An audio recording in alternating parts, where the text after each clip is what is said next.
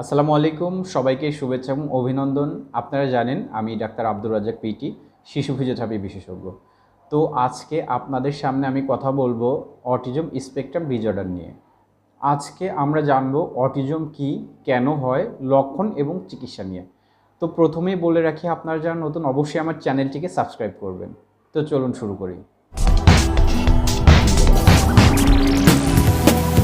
প্রথমেই বলবো autism spectrum disorder কি।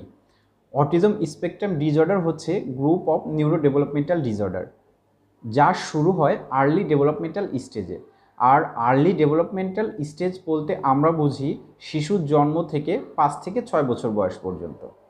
অটিজম সাধারণত বাচ্চার ব্রেনের নর্মাল ফাংশনকে এফেক্ট করে। এছাড়াও বাচ্চার কমিউনিকেশন ডেভেলপমেন্টের উপর প্রভাব বিস্তার করে। সর্বোপরি বাচ্চার সামাজিক দক্ষতা বা যাকে আমরা বলি সোশ্যাল স্কিল, সেটার উপর প্রভাব বিস্তার করে থাকে। এই কারণেই অটিজম স্পেকট্রাম ডিসঅর্ডারে আক্রান্ত বাচ্চাগুলো সাধারণত কমিউনিকেশনের সমস্যা হয়, সোশ্যাল স্কিলে সমস্যা হয় এবং এরা সাধারণত রেস্ট্রিক্টেড অ্যান্ড রেপিটেটিভ বিহেভিয়ার করে থাকে। এবার বলবো অটিজম স্পেকট্রাম ডিসঅর্ডারে আক্রান্ত শিশুর সংখ্যা নিয়ে। ইউএসের একটি গবেষণায় দেখা যায় প্রতি 36 জন শিশুর মধ্যে একজন শিশু অটিজম স্পেকট্রাম ডিসঅর্ডারে আক্রান্ত। ওয়ার্ল্ড হেলথ অর্গানাইজেশন বা যাকে আমরা বলে থাকি বিশ্ব স্বাস্থ্য সংস্থার একটি জরিপে দেখা যায় পৃথিবীতে যত শিশু রয়েছে তাদের 100 জনের মধ্যে একজন শিশু অটিজম স্পেকট্রাম ডিসঅর্ডারে আক্রান্ত। এটা আমাদের জন্য অবশ্যই একটি সতর্কবার্তা, কারণ প্রতিনিয়ত অটিজম স্পেকট্রাম ডিসঅর্ডারে আক্রান্ত শিশুদের সংখ্যা বেড়ে চলছে।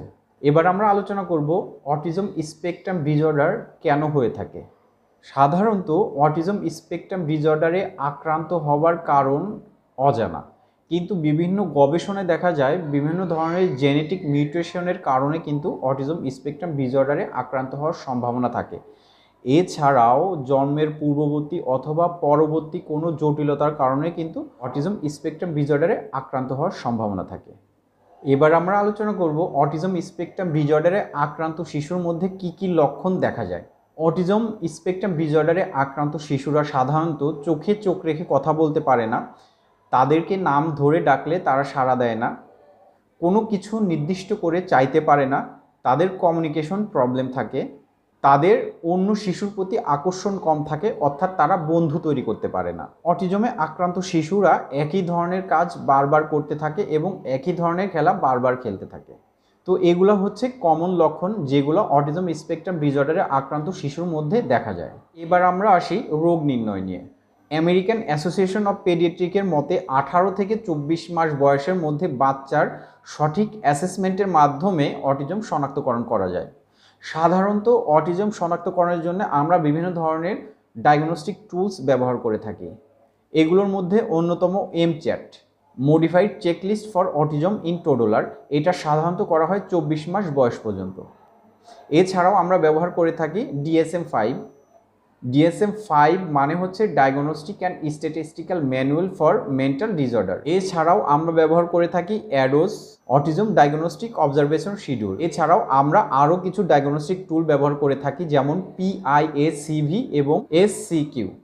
PIACV মানে হচ্ছে parent interview for autism clinical version, আর SCQ মানে হচ্ছে সোশ্যাল কমিউনিকেশন কোশ্চেনিয়ার, যেটা আমরা করে থাকি 4 বছর বয়সের মধ্যে।